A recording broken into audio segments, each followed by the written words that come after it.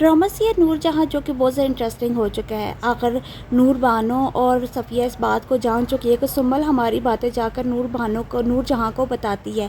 इसीलिए इस बात का मौका उठाते हुए और सुम्बल को झूठा साबित करने के लिए आखिर सफ़ीना एक चाल चलती है। वो नूर बानो को किचन में कह देती है कि मेरा हाँ बेटा होने वाला है, और ये बात नूर जहाँ तक ना पहुँचे इसलिए मैंने अपने शोहर को भी मना किया है। उसे पता है कि सुम्बल बाहर किचन के खड़ी होकर सारी बातें सुन रही है, और इसी तरह इशारा करती है नूर बानो को कि देखो सुम्बल किस तरह कान लगाए हमारी बातें सुनी जा रही है।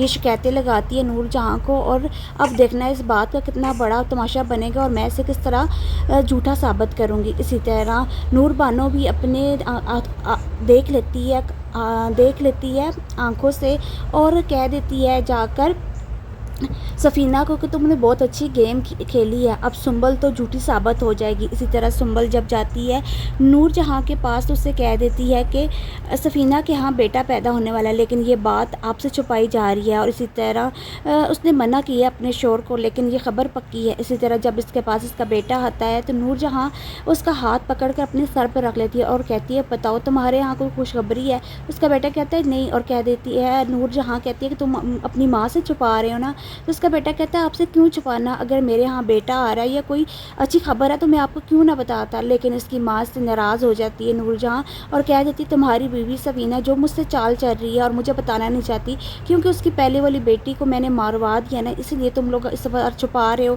और इतनी बड़ी खुशखबरी आ रही है हमारे घर में, तुम्हारे यहाँ बेटा हो रहा है और तुम अपनी माँ से छुपाते फिर रहे हो। लेकिन नूरजहाँ जैसे पागल हो चुकी है, उसे इस बात की समझ नहीं आ रही ये बात झूठी भी हो सकती है।